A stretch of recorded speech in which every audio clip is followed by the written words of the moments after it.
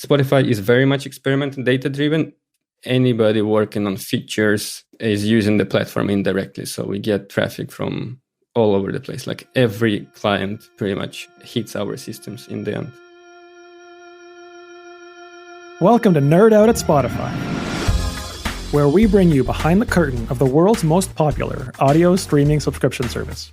Machine learning, open source, clouds, tabs versus spaces. We'll talk to Spotify engineers about interesting tech issues, big and small.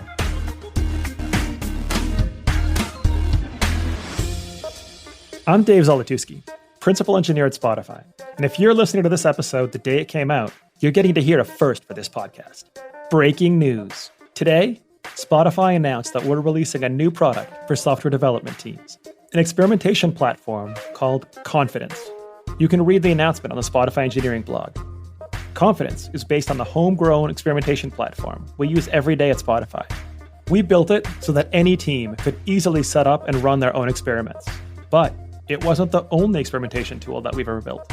Last episode, we talked about ABBA, our first A/B testing platform, which we used for years. We used it to test UI changes, new features, content recommendations, everything we could think of. It was great, until it wasn't. The more we used ABBA, the more we ran into its limitations. It was too easy to mess up your tests with manual configurations. Coordinating treatment groups was still tricky, so one team's experiments could mess up the results from another team's. Tying every feature to a feature flag made both testing and releasing features more complicated than it could be, and on and on. All along the way of using ABBA, we've been learning more and more about what makes an experiment a good experiment. And after years of improvements and workarounds, we finally asked ourselves, if we could start over and build the ideal experimentation platform from scratch, what would that look like? So that's what we did. We set out to replace ABBA with something better. But of course, that's easier said than done. Mark Gray joined us again to tell us about how we built a newer, better experimentation platform, the one that we still use at Spotify today. And he's joined by Dima Kunin, the guy who finally pulled the plug on ABBA. Hey, Mark. It's good to have you back. It's good to be back. And we're also here with Dima. Dima, can you tell us a little about yourself and what you do at Spotify? So I'm a senior engineer in experimentation platform product area. What I do is different on different days, from design docs and development to very fun dig into some issue for 3 days. Why doesn't it work? Investigations. Been with experimentation for 4 years. That's how I met Mark. I remember that day still. And before that, I did a bunch of Android development and some car integration. So in total, 8 years at Spotify. Tell me, why is the day that you met Mark so memorable?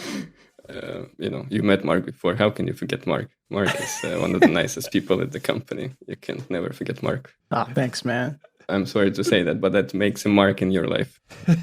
And with that intro, I guess, Mark, can you give us a quick reminder for those that didn't listen to episode 20, who you are and what you do here?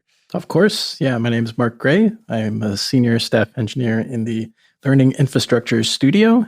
It is the part of Spotify that provides all the different tools that kind of help us do applied data work. So things like machine learning, analytics, and also experimentation, where Dima is joining us from today. So it's kind of like the applied forms of data work, one layer above the raw infrastructure for like data processing. We dig deeper into that back on episode 20. So let's keep going. You both talked a little bit about experimentation. I think you called it experimentation platform PA, is the part of the company where Dima is. Can you tell me a little bit more about what that actually means? A PA, I guess you can say, it's a bigger group of people solving a bunch of related problems. So in this case, it's solving experimentation at Spotify, from feature flagging to setting up experiments to metrics. So our experimentation product can be split into major pieces such as a feature flagging system that you integrate in your code to switch between different behaviors of the application. The famous button example, like a thing that makes your button red or green or whatever. So you have the feature flagging team, and then we have feature flagging SDKs for multiple platforms. So we have actually 2 teams. And this feature flagging needs to be served by some system, which is also one of these teams. Then when you set up experiments, you need some sort of scheduling, coordination, experiment setup flow that sort of ties everything together. Basically, that's a place where you say, this feature flag should be this value for these people. And then metrics that make experimentation useful. that you also tie together with feature flags. Like for those people in this experiment, measure this 10 things and do it in a statistically meaningful way. So it's real stuff and not made up numbers. The one thing I'd call it here is this group that it makes up the experimentation PA that Dima mentioned is the organizational artifact that graduated from those efforts in the last episode. So where we used to have one team that would manage bits and bits of all of that and kind of only had the bandwidth to do initiatives in maybe one piece at a time, we now have a quite large organization within the Learning Infrastructure Studio that works on all fronts of experimentation, which is pretty cool. It's kind of all the way across the stack now. That's actually exactly the thing that I wanted to dig into a bit, because I remember we talked before both about ABBA and about what seemed like a pretty scrappy group that put ABBA together and then kind of built into a single team running. Maybe it wasn't quite a single system, but it sounded like a reasonably straightforward setup.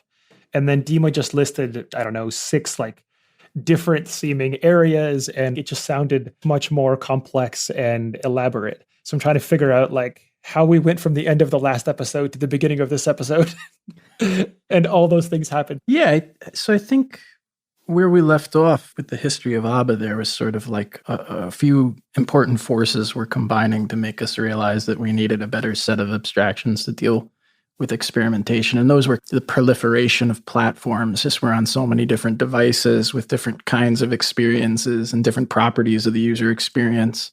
There was a big push into content-based experimentation, like experimentation in the homepage serving different content where the targeting needs got a lot more complex, the need to manage exclusive experiments, the need to coordinate holdout groups and things like that.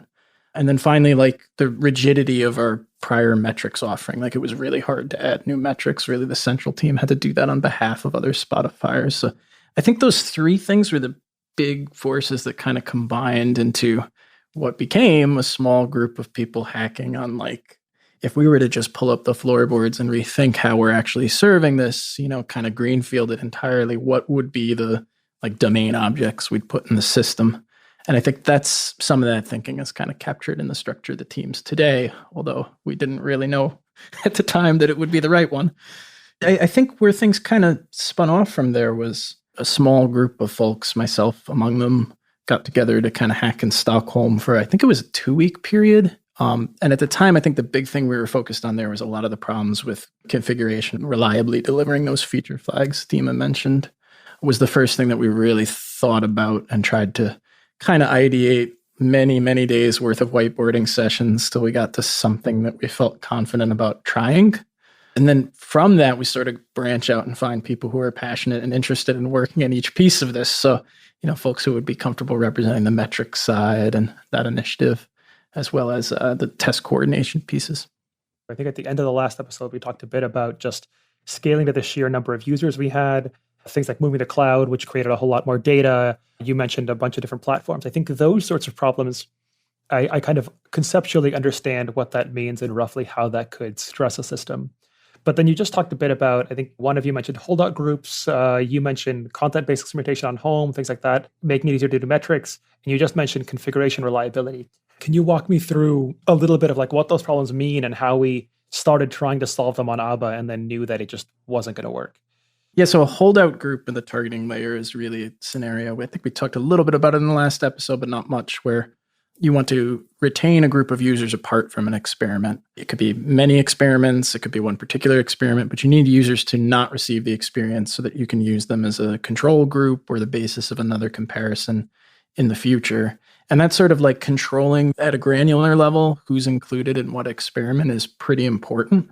It can be used to coordinate things like experiments that you would reasonably expect conflict with one another.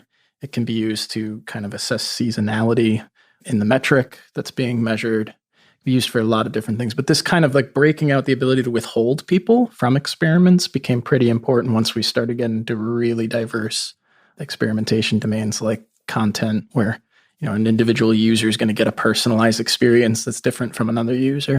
And the way we handled this in ABBA was really pretty manual. It was based off coordinating all the random number generators with the same salts, kind of composing the tests into a tree that would have to be managed by the person instrumenting the tests. So the team would have to get it right, and it was pretty hard to get it right. So yeah, so you would end up kind of individually needing to figure out which experiments need to not conflict with each other and how you need to hold people out from them, and then use with random numbers and stuff to do that. At a super basic level, even like a bunch of nested conditionals, if else type statements that actually need to be composed reflecting that. So it leaves a lot of room for error in an experiment, which typically we would associate with a nice controlled environment that minimizes the chances of error. So I think that was a pretty painful thing for our users, and also just became even more and more of an important need as the needs around A/B testing kind of evolved. And then let's see, what was the other couple of things? You talked about content-based experiments on home. Why was that such a hard thing for a system like ABBA? And we knew we needed a whole different thing for that. I think so that falls into a lot of the requirements there fall into the same space. It's controlling eligibility in a granular way. And the targeting criteria just tend to be a lot more complex. You'll have users in different groups that you want to serve different content to, but maybe targeted experiments on things like age or things like their market. But generally, I think those two pieces kind of fall within the same heading of orchestration. Then maybe I picked a bad one. I don't know. You talked about configuration reliability, maybe. Was that like an ABBA thing, or am I asking the same question over and over again? No, I think this is a valid one. Yeah. So just configuration reliability is just a matter of like we didn't have reasonably consistent SDKs for ensuring that the user experience that was defined in the experiment was delivered to the end user, and then also exposed. So a lot of the stuff that came up in this context was things like, different preloading behavior on different platforms might cause an exposure where the user hadn't actually seen the experience, or in other instances where like different behaviors in terms of timeouts might give up and default sooner on one platform than on another platform. So we really wanted to kind of put some strong guarantees in place on a lot of that. We structured it a lot more deliberately across platforms in the new experimentation platform. Early on in your answer, you said preloading behavior on different platforms can cause an exposure. I think half of those words might not mean anything to someone that isn't like living in this world. Can you explain what preloading behavior is and what an exposure is, and then why one causes the other sometimes but not other times? Dima, you want to have a crack at that? Preloading exposure. Yes. I like an example of buying bread versus eating it. So you get a loaf of bread and then maybe you eat it, maybe you don't eat it. Ideally, we know that you've ate it, and then we say you've been exposed to bread. So, and there is different rates of exposure from, true exposure, we call the ideal situation when we saw that you ate bread, but it's not just you ate the bread, but it also got some effect on you, which is really hard to achieve this true level of exposure. So that's the one absolute sort of like knowing for sure that you ate the bread and it had an effect. And then there's less true exposure when we say, if you bought the bread, then you probably ate it. We don't know. But maybe people buy bread to build their houses out of that bread. Who knows? Then let's say bread is instead of a bread, this is experiments that user been into. And we serve them values of these feature flags and these experiments. And then we sort of just served it to them. And we make an assumption that they've been affected by these experiments. That's like making an assumption that they buy bread and they eat bread necessarily. That makes weak guarantees that they've actually been affected by this experiment versus a stronger one when we, for example, wait for them to see a particular screen somewhere in the application. And then we say, okay, you've seen this search screen, for example. Then you quite likely have been exposed to the result of this experiment. So there have been constant journey into improving this and making the exposure truer. So for exposure, we always want people to eat the bread, and we look at them when they eat the bread, and we take tests, and we're like, you actually ate the bread. That would be the true exposure. So we improved a lot on that front just by providing, you can specify data set that points users who ate the bread. We emit events in particular moments in application, which we think are very close to the moment when you ate the bread. And then the other aspect of this is so we improved our bread eating detection behavior a lot. We developed even special library that's called Exposure Leap for even more intricate bread eating behavior so that our users can say, this is when the bread was eaten. And then the preloading stuff, previously we would deliver experiments with the application, basically. So you would have your app installed and that had all the definition of the experiments. And from that, today we deliver all the experiments remotely. So the client has to download all the experiment definitions, which means we can change them whenever we want. We can switch the behavior of the application when it's been released.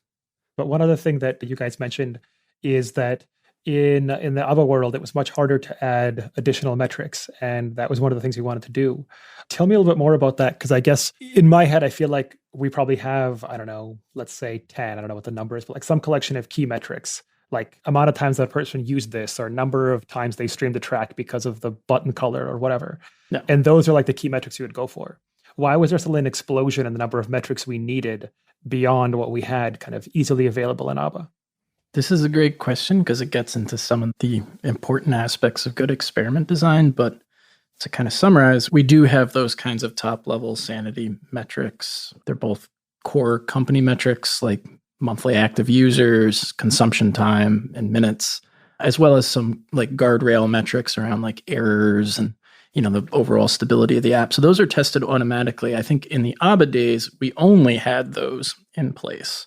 And to give an example of what might be a metric that's closer to a team is when they're trying to optimize their own smaller, sub experience within the app. So one that comes up a lot in this context might be something like the amount of consumption time from, curated content. So we want to know how our content curators who design playlists like Rap Caviar, how good a job they're doing as they add new tracks and things like that. Or maybe we're changing the experience to introduce a new experience in Rap Caviar. There's a video experience now or something. We want to optimize the amount of time, like the ratio of time that's streamed from that curated content as opposed to just other discovery mechanisms like maybe search. So it's pretty common that teams will want to have those types of metrics that speak more naturally to like the work they're doing in their team. But there's always a little bit of push-pull there. And so far as like you want to make sure that that's also a net positive for all of Spotify, as well as that you're not optimizing for a signal that kind of causes harm elsewhere in some other part of the experience. But that kind of granularity, it's really driven by the fact that like moving top-level metrics like monthly active users is very hard with small optimizations that would be made by a typical team that could be delivered iteratively. It's very hard to move those. The horizon line on them is a lot longer. You wouldn't really expect the small kind of incremental change we want to do to move something like overall consumption time around the world.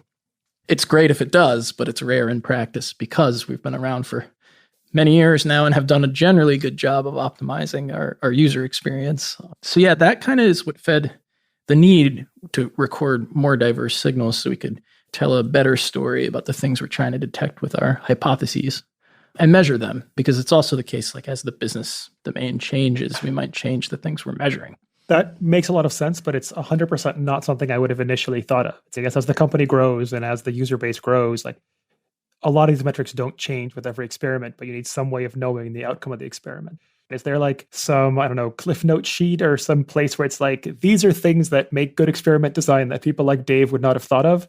I think we try and bake most of that into the experience in the platform now so that we try and give good warnings and detect things before they happen and let users know where they might have like a configuration conflict with another running experiment.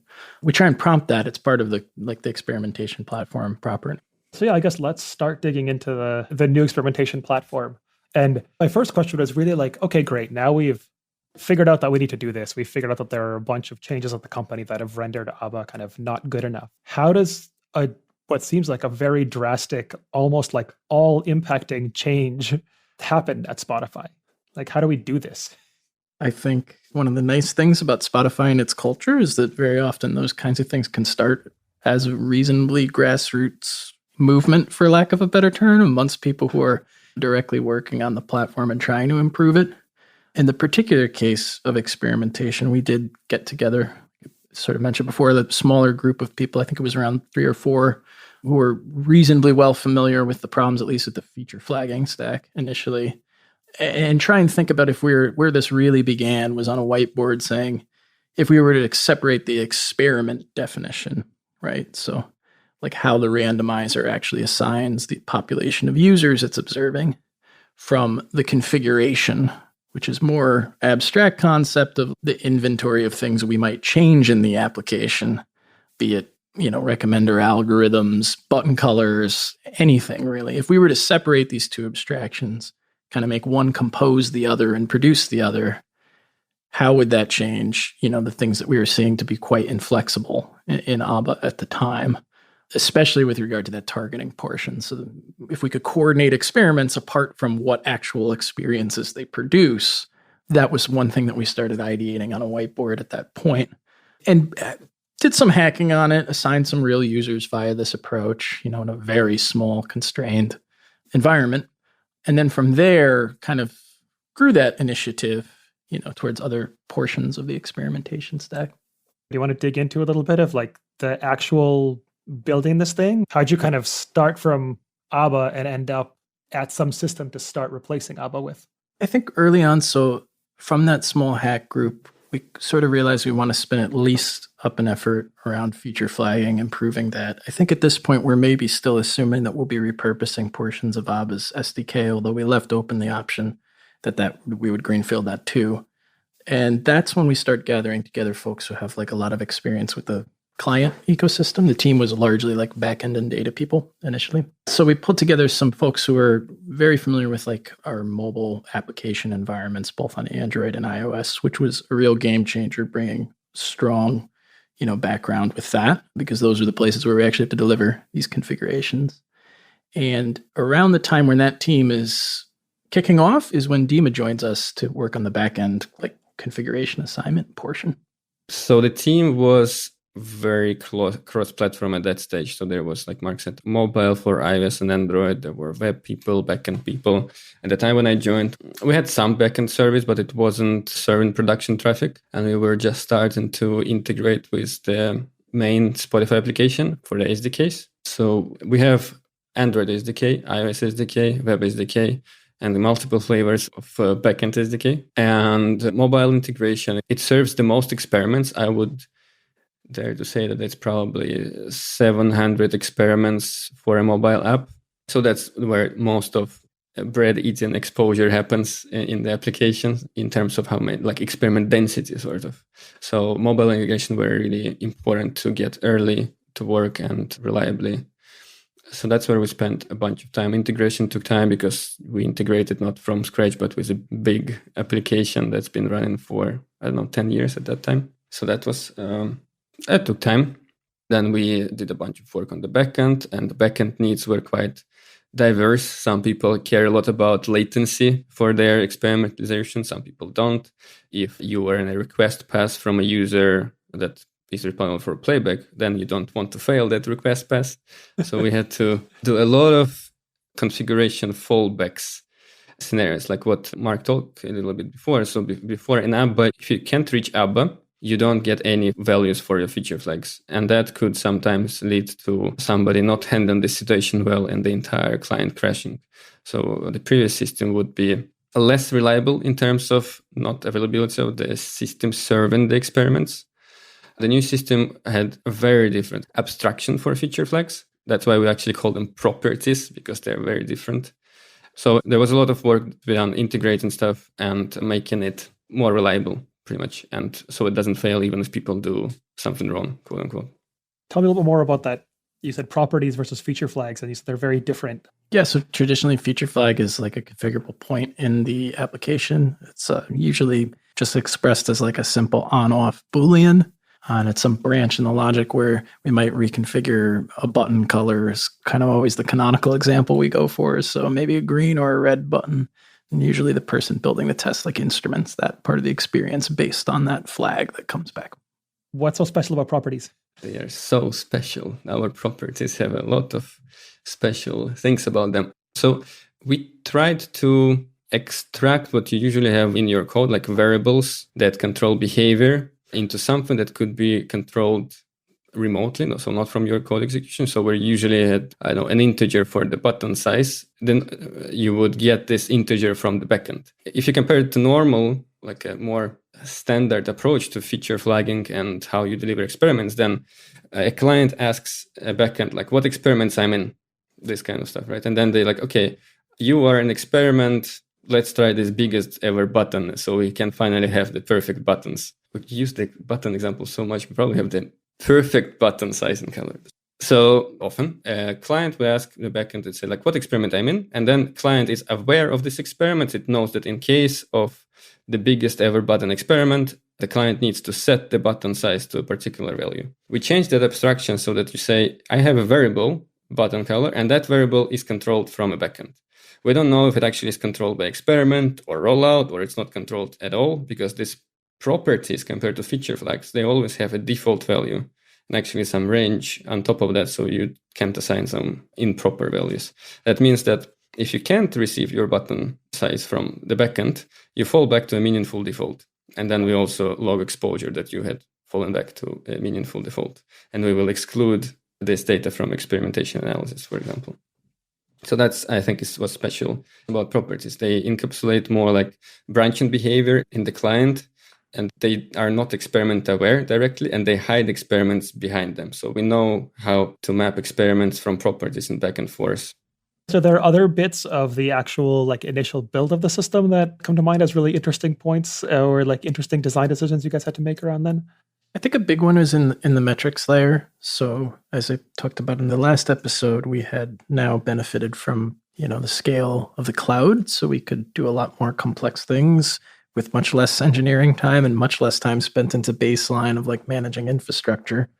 So we built out that original metrics offering in ABBA that would just compute the company key metrics. But what was added was a more flexible system that probably today would be pretty conventional, done in DBT or something like that, but allows you to bring a materialized table that would be user level. And then we could join that and any values that you had expressed in your materialized table to produce like continuous or bivariate metrics. So we could say like, okay, your metric that you have of interest is that consumption time from curated content. Let's say you would do your filtering with some SQL to produce only users and the amount of curated content they had listened to or how much. And then that would be joined into the system, joined with the experiment exposure, assigned into the groups so that our analysts and our data scientists who are examining experiments effectively, all they'd ever really need to do is bring us a table of user IDs with the value to be combined.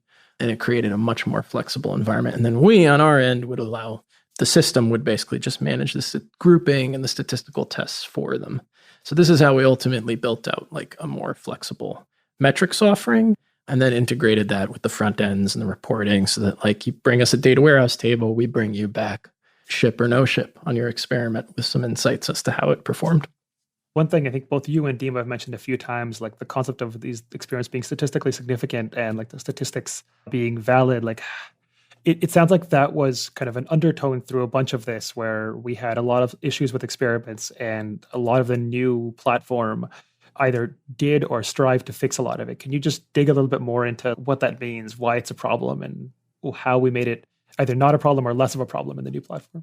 So I think just within the realm of applying the statistical tests, there's always things here that would be the same in any experiment environment, whether it's like clinical trials or A/B tests in a big tech company. And that's stuff like collecting enough sample to make sure that the test is meaningful, make sure that's powered, just basically everything that would control for the situation where we would accept the wrong hypothesis. Have we collected enough data? And that's sort of invariant. Like those are things that we could check just given the people we've collected and knowing what tests we're applying. I think the problems that we had to solve underneath that are sort of more unique to some of the things that had surfaced with ABBA had more to do with just the environment in which we're operating this thing. So a lot of the configuration reliability stuff would in some instances result in, treating as sampled users who had no interaction with the test. They didn't eat the bread and then they become noise in the sample. Or in other instances, collecting too much sample from a population that maybe isn't representative of the whole or allowing a different variable about their experience to oversample for them. So some of the things that come up there is like instances where maybe the experiment was instrumented in a particular way where you could only reach the exposure experience if you were in another unrelated experiment.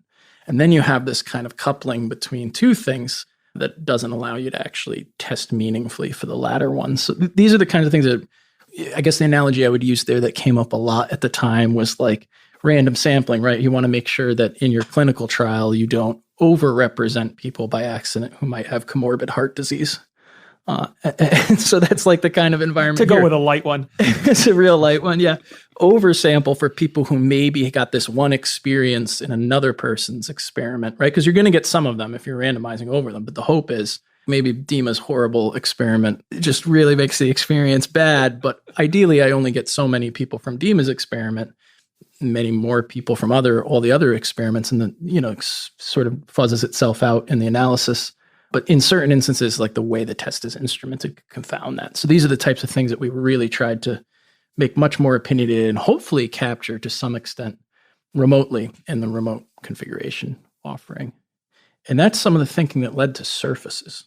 And surfaces would be like in similar like PAs, it's a portion of Spotify, not exactly in the same application, that are solving the same user problems. I think it's easier to understand if you use example. One surface is search, basically all of the search, or there are more technical surfaces like infrastructure, or their home screen surface, and there's many more surfaces, playback surface, and so on and so forth.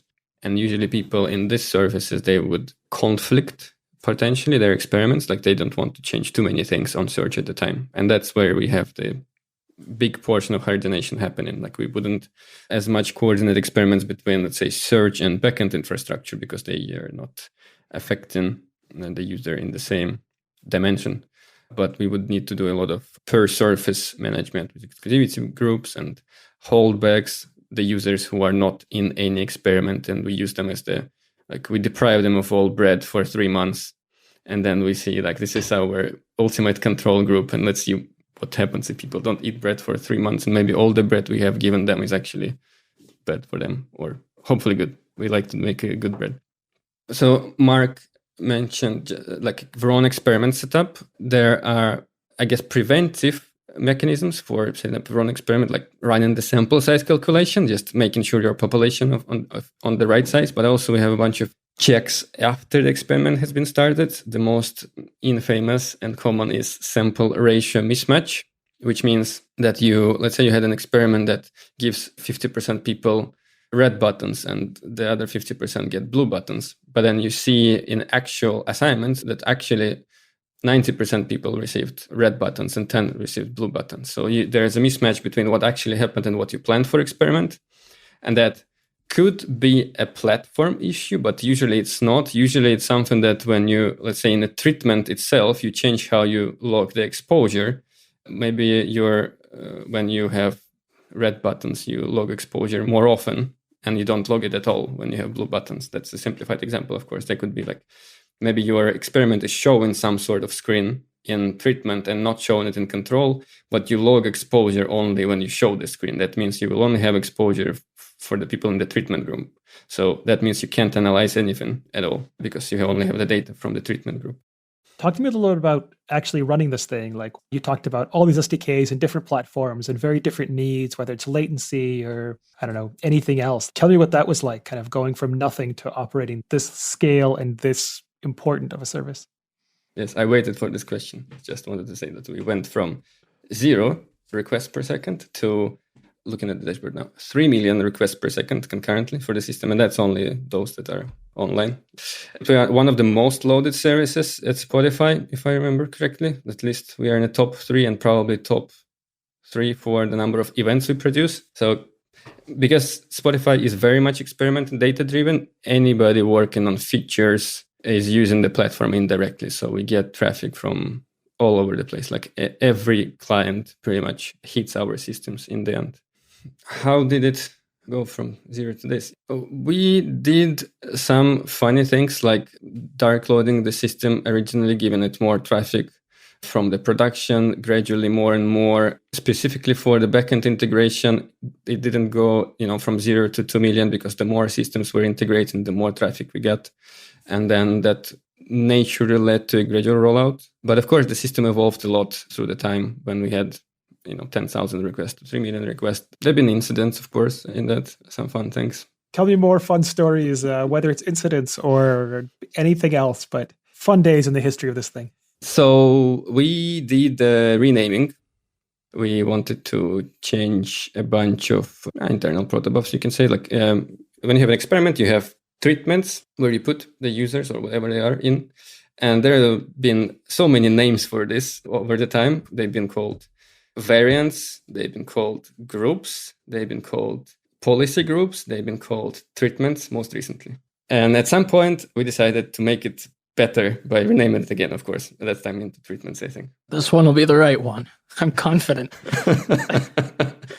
We need to run a test on that, yes. As always, there's an XKCD about this. So we made a bunch of protobuf changes, and we ended up with a couple fields in the protobuf. One of them was called group IDs, and one of them was called policy group IDs. And we had a practice that the mobile people in our team, they were really keen on doing more programming, and or iOS and Android, they would work together on one platform and then do a change on another platform.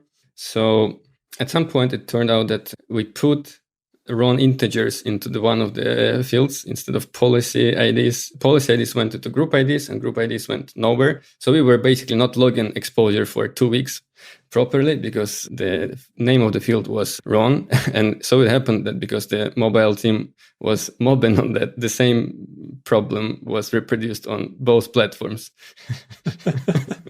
We actually managed to recover the data. That was quite cool work by other guys in other team. They managed to reproduce the allocations. We knew that the users ended up in this experiment. We just didn't know in what group. So we managed to rehash them. So we took their users' IDs and applied our sampling function. So we could recover from that. But it's been 2 weeks of a little bit of pale faces. I think another interesting story in this one, I think about it, is in both instances, both on the rollout of the new experimentation platform and in the final decommissioning of ABBA, we utilized this remote configuration capability to kind of roll out the change. So we shipped the new experimentation platform by way of one ABBA feature flag that gradually ramped up in number of people included. And we decommissioned the older one with a long-running feature flag in the new platform that gradually ramped down, which is kind of cool. A really extreme version of dogfooding, but that's also a really unique thing about this problem space is, the applications are installed on devices that may or may not update depending on the user's preferences. So it drives a lot of requirements in a big project like this where you're rebuilding that client SDK to have the old stuff available for a long period until it's end of life, whatever version is on the user's device. So yeah, that drove a lot of complexity in how we actually took it to production. I can add on this just to illustrate how wonderful it is to have a good experimentation platform in this case. When we were deprecating ABBA, like Mark said, we were using the new platform to turn ABBA gradually off. And we got metrics from users who we turned it off automatically. We have some called guardrail metrics, this standard sets of crashes and time active in app and other stuff. So we could see that as we turn off ABBA for users to still somehow depend on it, it didn't affect them negatively. None of the metrics were affected. So we were able to decommission a system, a predecessor of the current system with the new system, which I think is not the use case that people often think about, right? Usually you have feature flagging systems, so you roll out more and more stuff. But in this case, we used it to decommission safely without any negative experience on the users. And that was not just, it's going to be fine. Look, who uses ABBA? It was actually measured. No, that's really cool. That was going to be my next question. I wanted to ask a bit more about how you actually decommissioned ABBA, and that gives me a good idea for kind of the high level of it. But I mean, how did it go? I imagine it wasn't just like, the first time you tried shutting things down, it all just went smoothly. All the graphs looked great. Everything went, either up and to the right or down and to the right, depending on which of the two we're looking at. And everyone was happy. I imagine there was a little bit more to it. First, it didn't happen immediately after we had a new system. The final decommissioning happened 2 or 3 years after we had the new system in 100% in production. During that time, ABBA was in something that's called zombie ABBA mode. And that basically meant that it had a snapshot of all experiments. You couldn't add new stuff, but you could still get served your old feature flags. And that zombie state, that was quite a resilient zombie, you can say. It was there for 3 years. And one day we basically okay, we would need to migrate this service to some new, Java SDK or whatever it was. Maybe we should just try to kill it. So we tried to do that. We basically started responding, for I'm a teapot from the ABBA endpoint to some users and measuring metrics for them. Obviously, there was somebody else somewhere in the organization using some SDK to access ABBA from different endpoint, which we found not too late, but still, it was a surprise. But other than that, it took time, and it took, I think, a little bit of being brave because this thing has been around for so long. It also took a little bit of archaeological research because I found the apps from 2020 and 2019, I think. And again, bragging moment, they both still run. They both still play music. So I could really test manually. And that's like another cool thing with the experimentation platform. You can override yourself into a treatment, meaning you will force yourself to get a particular experience. So I put myself into the experience when I don't have ABBA anymore. I could test stuff and see like, okay, the app seems to work. And then we continued with turning it off for more and more users and looking at the metrics. And then after 3 years, we spent maybe a week. And then in a week, it was turned off. I think we're pretty happy with this set of abstractions we have now, like separating experiments from config for that reason, because we did have a lot of these experiences that sort of validated that conceptual model, including shutting down the old system atop it. That thing about ABBA out there, like the Voyager spacecraft gradually receding into the distance, is one of the cooler stories to come from that whole effort. I'm curious, like the individuals, I mean, even the people that were kind of creating experiments or operating them, during that phase where they either had experiments running on both platforms or were slowly moving over to the new one, was that response generally kind of pretty positive and exciting to not have to deal with the workarounds? Or was there still like not necessarily feature-based, but just general resistance to migrating away from the thing that they kind of maybe not know and love, but know and have used for years? I think it can always be challenging to ask teams that are working on end user features to make a infrastructural change to improve the overall platform. That's something that comes up a lot in platform mission at Spotify. I do think in this instance, though, there were for certain subgroups like new capabilities that this really brought with. So for like client teams mostly doing experimentation in the mobile devices, one of the big value adds was the ability to like reuse these configuration properties across experiments, redefine them, change the experiment remotely without having to wait for a client release. So like another release of the mobile application, that was a big one. And then I think gradually as we got more familiar with their needs and test coordination, that was a big value add across the board, not having to manage those spreadsheets and accurately reflect the spreadsheet into code was a huge win. Dima, tell me a little about kind of the end of this process, like when ABBA was finally kind of done, when we had gotten through the zombie ABBA state, when we had sent everyone their I'm a teapot responses. How did we finally decide that we didn't need ABBA anymore? We were sure of it, and we actually, I don't know, shut it down, removed it from everyone's code, whatever the kind of final RF ABBA looks like. Yeah, we had a celebration. We cried. Then we boarded the cruise boat and went to Hawaii and celebrated for 3 weeks. That's not true, unfortunately. But yeah, but we had a meeting. Yes, so we had a meeting. We archived the repository together. We removed all the capacity as we were shutting it down in terms of how much traffic it gets. Like many good engineering projects, it was quite boring in a way. Like we sat in a meeting. Mark was there. Other people from our team were there. We just sort of, okay, that's the last instance. Kill it. Let's archive the repository. Done. That was it. This was during pandemic, so I didn't have the pleasure of traveling to Stockholm, which I had done many a time throughout the course of the project. But yeah, no, this was in a hangout session. ABBA has a very good set of ABBA, the music band, not the service, has a very good set of tracks for that occasion. I think one of them, I'm not joking, it's called Don't Shut Me Down. So I think we've been playing that. And then there's Farewell or Goodbye. So Sunset Club, yeah, there's a lot of them. That's one of the benefits of picking a really good band name for your service. When you decommission it, you can find funny tracks to play. I think the greatest loss in us not having ABBA anymore is that we do not have an operational service with what is probably the best named service of any company I have ever worked at. I agree. We should make ABBA too. Cool. Well, thank you both for your time. This has been a lot of fun. Thanks, Dave. Thank you. It's been a pleasure. Before we wrap up, I think I asked Mark this last time, so I'll leave him alone, but I'll make Dima tell me, what other things other than this work experimentation stuff, what else do you nerd out about? I'm a new father with a really small child. And congratulations. Thank you. And my only hobby now is to sleep. And I only nerd out by looking at my sleep statistics and like, okay, how do I sleep more? But honestly, I do a bunch of hiking. I'm in Sweden. So when I moved to Sweden, I was like, okay, what can you do in Sweden? Which is also cheap and nice. You can go out and sleep in the forest. And that's what I do sometimes. Pretty nice. Thanks for listening. You can learn more about Confidence, the commercial version of our experimentation platform that we just announced today on the Spotify Engineering blog. You'll find a link in the show notes.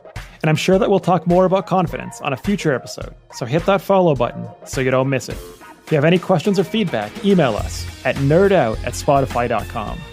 NerdOut at Spotify is produced by Spotify's Ted Vergakis and by Seaplane Armada, who also wrote our unbeatable theme song. I'm Dave Zolotusky. Thanks for nerding out with us.